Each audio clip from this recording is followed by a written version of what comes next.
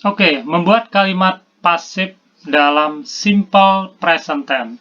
Apa itu simple present tense? Simple present tense adalah tenses dalam bahasa Inggris yang menggambarkan bahwa kalimat tersebut menyatakan suatu kebiasaan atau suatu kebenaran umum atau konteksnya sekarang. Contoh, kalau saya mengatakan saya seorang siswa, I am a student.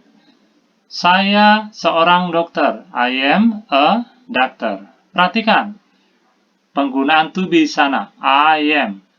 Budi adalah temanku, Budi is my friend. Budi, terus ketemu to be, is, Budi is. Nah, kalimat tadi adalah kalimat nominal, yaitu kalimat yang tidak ada kata kerja. Bagaimana kalimat verbalnya? Saya pergi ke sekolah setiap hari. I go to school every day. Go, kata kerja bentuk 1. Budi pergi ke sekolah setiap hari. Budi goes to school every day. Nah, konteks-konteks kalimat seperti itu adalah konteks kalimat dalam bentuk simple present tense. Gampangnya, menggunakan to be, am, is, are, menggunakan kata kerja bentuk 1, atau kata bantu do dan does. Kita perdalam. Apa itu kalimat pasif? Nah, ini contohnya. Budi menonton TV setiap hari. Ini adalah kalimat aktif. Apa itu kalimat aktif? Kalimat aktif adalah kalimat di mana subjeknya, siapa subjeknya di sini? Budi. Melakukan sesuatu. Apa yang dilakukan? Menonton. Menonton apa? Objeknya berarti TV. Kapan? Keterangan waktunya setiap hari. Bahasa Inggrisnya, Budi watches TV every day. Nah, bagaimana kalimat pasifnya? Kalimat pasifnya dibalik. Budinya sebagai subjek. Sorry ya, TV-nya sebagai subjek. TV, kalau tadi menonton, jadinya ditonton oleh si Budi.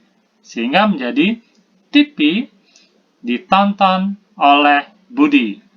Ini kalimat pasif. Bahasa Inggrisnya bagaimana? TV is watched by Budi every day. Kita perdalam lagi. Kita lihat rumus kalimat aktif. Rumus kalimat aktifnya bagaimana? Subjek ditambah verb 1 atau verb 1 ya, kata kerja bentuk 1, contohnya go, watch, read, itu kata kerja bentuk 1. Ditambah objek, ditambah keterangan. Subjeknya Budi. Kata kerja bentuk 1-nya watches. Nah, di sini ada tambahan es teman-teman ya, karena kan kata kerja bentuk 1 dasarnya itu watch, nggak ada es. Karena subjeknya orang ketiga tunggal ditambah es, watches. Objeknya TV. Keterangannya setiap hari. Bahasa Inggrisnya bagaimana? Budi watches TV every day. Kalimat aktif ini. Kemudian bagaimana kalimat pasifnya? Rumusnya adalah subjek ditambah to be. To be-nya di sini bisa am, bisa is, bisa are. Kapan menggunakan to be am? Jika subjeknya I. Kapan menggunakan to be is? Jika subjeknya orang ketiga tunggal. He, she, dan it. Kapan menggunakan to be are? Jika you, they, we. You are, we are, they are. He is, she is, it is, I am. Kemudian ditambah verb 3, ditambah by, ditambah objek, ditambah keterangan. Kita lihat, subjeknya di sini TV. Subjeknya ingat ya di sini ya, subjek pasif, yaitu subjek yang dikenai pekerjaan oleh objek. Nah, objeknya nanti adalah objek aktif. To be-nya is. Kenapa to be-nya is? Karena TP itu benda. Kata ganti bendanya adalah it. It is, ya. Kalau he is. Kalau you are. Verb 3-nya dari watch menjadi watch. Ada ed ya di belakangnya teman-teman ya. Kemudian by object oleh Budi, by Budi. Kemudian ada keterangannya ya. Keterangannya adalah everyday. Sehingga TP ditonton oleh Budi setiap hari. Bahasa Inggrisnya adalah TP is watched by Budi every day. Perhatikan teman-teman, TP ya. Kemudian ditontonnya adalah is ditambah watch. Is ketemu verb 3. Oke ya teman-teman, kita perdalam dengan belajar membuat kalimat pasif dalam simple present tense. Saya dipanggil oleh ibu. Saya, bahasa Inggrisnya I. Dipanggil, am called. Kenapa to be-nya am di sini, teman-teman? Karena I am. Nah, di sini teman-teman, dipanggil itu adalah to be ketemu verb 3, am called. Nah, di sini perlu diperhatikan teman-teman ya. Kata kerjanya called itu kata kerja bentuk ketiga. Perhatikan perubahan called, verb 1, kemudian called, verb 2, kemudian called, verb 3. Ini regular verb. Kata kerja berubah beraturan. Biasanya ditambah ed di belakang kata kerja dasarnya. Oleh ibu, by mother.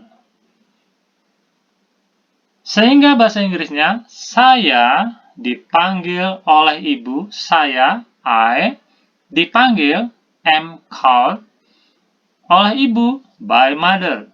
Sehingga saya dipanggil oleh ibu, bahasa Inggrisnya, I am called by mother. Oke, kalimat pasif yang kedua. Bunga disiram oleh Andi. Bunga disiram. Nah, pasifnya di mana? Disiram. Aktifnya menyiram. Jadi, berarti aktif. Kalau di atau ter berarti pasif. Bunga disiram oleh Andi. Bunga, flower. Disiram, is poured. Perhatikan perubahan kata kerjanya teman-teman. Menyiram, pour. Pour. Kemudian menjadi poured. Verb 2-nya, kemudian verb 3-nya poured. Ini juga regular verb. Kata kerja berubah beraturan. Oleh Andi, by Andy. Bunga disiram oleh Andi. Bunga, flower, disiram, is poured, oleh Andi, by Andy. Sehingga kalimat pasifnya adalah flower is poured by Andy. Bunga disiram oleh Andi. Flower is poured by Andy. Masihkah ada kalimat berikutnya? Iya. Surat diantar oleh tukang pos. Surat, letter, ya. Surat, letter. Diantar, is sent. Diantar, is sent. Perhatikan perubahan kata kerjanya, teman-teman. Bentuk dasarnya, bentuk satunya sent. Bentuk duanya sent. Pakai T ya di belakangnya. Bentuk tiganya juga sent. Pakai T. Artinya mengantar. Begitu ketemu to be di depannya, is sent menjadi diantar. Oleh tukang pos. Tukang pos, bahasa Inggrisnya postman. Oleh, by. oleh tukang pos, by postman. Surat diantar oleh tukang pos. Letter is sent by postman. Letter is sent by postman. Masih adakah kalimat pasif berikutnya? Masih ada. Supermi dimakan oleh adik laki-lakiku. Supermi, supermi. Dimakan, is eaten, ya. Dimakan, is eaten. Perhatikan perubahan kata kerjanya, ya. Jadi eat, kemudian menjadi ate, kemudian eaten, ya. Eat, kemudian ate, kemudian eaten. Ini kata kerja berubah tidak beraturan. Kalau yang berubah beraturan kan ditambah ed setelah kata kerja bentuk satunya. Oleh, ya. By. Kemudian adik laki-lakiku. My younger brother. Adik. Lebih muda. Jadinya younger. Kalau muda kan yang saja, teman-teman. Younger, lebih muda. Adik laki-laki, saudara laki-laki, brother. Sehingga adik laki-lakiku, my younger brother. Supermi dimakan oleh adik laki-lakiku.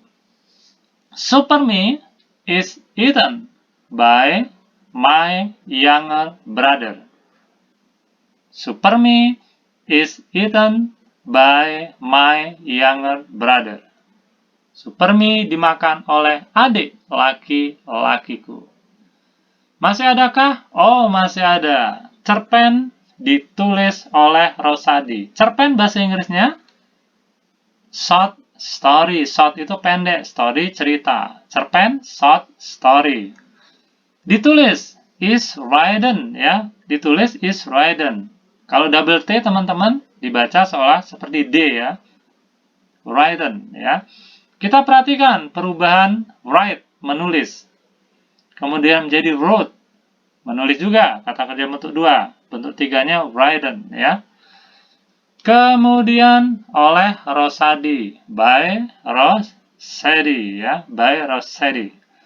Cerpen ditulis oleh Rosadi. Maaf ya, Mas Rosadi, ya. Cerpen, short story, ditulis is written oleh Rosadi, by Rosadi.